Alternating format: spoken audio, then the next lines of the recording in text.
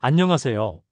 오늘은 최근 뜨거운 논란이 된 싸이 수면제 대리 수령 사건을 중심으로 수면제 대리 처방과 수령이 왜 문제가 되는지, 그리고 어떤 법률이 적용되는지 자세히 살펴보겠습니다. 사건 소개. 가수 싸이가 수면제를 매니저를 통해 대리 수령했다는 의혹으로 경찰 수사를 받고 있습니다. 경찰은 싸이가 지난 2022년부터 최근까지 향정신성 의약품인 자낙스와 스틸록스를 처방받았고 직접 병원에 가지 않고 매니저가 대신 약을 수령했다고 밝혔습니다.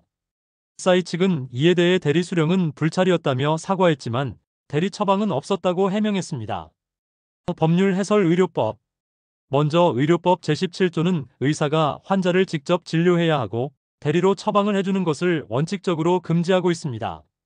만약 대리 처방이 확인된다면 해당 의사는 면허 정지 또는 형사처벌을 받을 수 있습니다. 법률 해설 약사법. 약사법 제24조에 따르면 약은 원칙적으로 환자 본인이 직접 수령해야 합니다. 단, 가족이나 간병인처럼 특별한 사정이 있을 때만 예외적으로 대리 수령이 가능합니다. 연예인 매니저가 대신 받아간 경우는 원칙적으로 허용되지 않습니다. 법률 해설 마약류 관리법. 여기에 더해 문제는 수면제 중 일부는 향정신성 의약품에 해당한다는 점입니다. 마약류 관리에 관한 법률은 이런 약품을 엄격하게 규제하고 있으며 대리 처방이나 대리 수령, 심지어 단순한 보관이나 전달만으로도 최대 10년 이하의 징역, 1억 원 이하의 벌금형에 처해질 수 있습니다. 실제 사례. 실제로 유명 스포츠 선수가 후배를 통해 수면제를 대리 처방받았다가 징역 2년 6개월의 실형을 선고받은 사례도 있습니다. 그만큼 법원은 향정신성 의약품 관련 위반을 매우 엄격하게 다루고 있습니다. 사회적 반응. 이번 사건에 대해 대중은 엇갈린 반응을 보이고 있습니다. 연예인이라 특혜를 받은 것 아니냐는 비판과 대리 수령 정도는 누구나 실수할 수 있다는 옹호 의견이 동시에 나오고 있습니다. 하지만 분명한 건 향정신성 의약품은 철저히 관리되어야 하고 누구든 법 앞에서는 예외가 될 수 없다는 점입니다.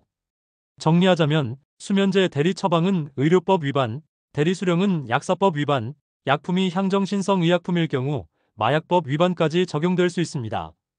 이번 사건은 단순히 연예인의 해프닝이 아니라 우리 사회의 의료 안전망과 법적 원칙을 다시 돌아보게 하는 계기가 되고 있습니다. 여러분은 어떻게 생각하시나요? 수면제 대리 처방과 수령, 어디까지 허용될 수 있다고 보시나요? 대리 처방 관련 실제 처벌 사례. 실제로 일반인도 처벌된 경우가 많습니다. 사례 1 프로야구 선수 사건.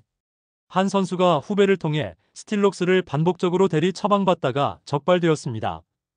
법원은 이를 단순 편의가 아닌 상습적 위법으로 보고 징역 2년 6개월의 실형을 선고했습니다. 직장인 A씨 사례. 불면증을 이유로 지인에게 대신 처방을 부탁하고 수차례 대리 수령을 이어갔습니다. 결국 법원은 재범 가능성이 크다며 징역 1년 6개월, 집행유예 3년을 선고했습니다. 이처럼 잠이 안 와서 그냥 편하게 받아 썼다는 이유는 결코 면책 사유가 되지 않습니다. 3부 마약류 관리법과 유통처벌 사례. 더 큰 문제는 이렇게 처방받은 향정신성 의약품을 타인에게 전달하거나 유통하는 경우입니다. 이 경우에는 단순 의료법 약사법 위반을 넘어 마약류 관리에 관한 법률 위반으로 강력히 처벌됩니다. 사례 1 약사 불법 유통 사건. 한 약사가 졸피뎀을 정상 처방 없이 다량 판매하다 적발되었습니다. 법원은 환각 및 남용 위험성을 지적하며 징역 3년, 집행유예 5년을 선고했습니다. 사례 2 일반인 불법 판매 사건. 직장인 B씨는 병원에서 정기적으로 처방받은 졸피뎀을 모아 지인에게 돈을 받고 넘겼습니다. 적발 후 징역 2년 6개월 실형을 선고받았고 법원은 개인 복용 목적을 넘어선 순간 중대한 범죄라고 판단했습니다. 사례 3 연예인 사건. 일부 연예인들이 향정신성 수면제를 대리 처방받거나 지인에게 건네준 사실이 드러나 기소된 사례도 있습니다. 단발성이라 기소유예로 끝난 경우도 있었지만 반복 시에는 실형 선고 가능성이 매우 큽니다. 사부 법적 처벌 수위. 정리하면 대리 처방 의료법 위반 의사도 처벌, 환자도 불법 수령.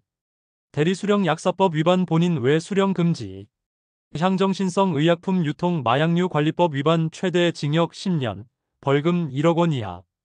즉, 단순히 대신 받아왔다라는 사소한 행동이 중대한 범죄로 번질 수 있다는 점이 핵심입니다. 5부 시사점. 이번 사례들은 우리에게 중요한 메시지를 줍니다. 향정신성 수면제는 단순한 약이 아니라 엄격하게 관리되는 마약류라는 사실. 그리고 대리 처방이나 대리 수령은 물론 약을 타인에게 전달하는 것만으로도 형사처벌 대상이 된다는 점입니다. 따라서 불면증이나 불안으로 약이 필요하다면 반드시 정상적인 절차를 통해 의사에게 직접 진료를 받고 본인이 직접 약을 수령해야 합니다. 오늘은 수면제 대리 처방과 마약류 유통의 법적 문제를 살펴봤습니다. 편애 때문에 쉽게 생각할 수 있는 행동이지만 법적으로는 결코 가볍지 않다는 점을 꼭 기억하시기 바랍니다. 영상이 도움이 되셨다면 좋아요와 구독 부탁드립니다. 다음 영상에서는 또 다른 사회법률 이슈로 찾아뵙겠습니다. 감사합니다.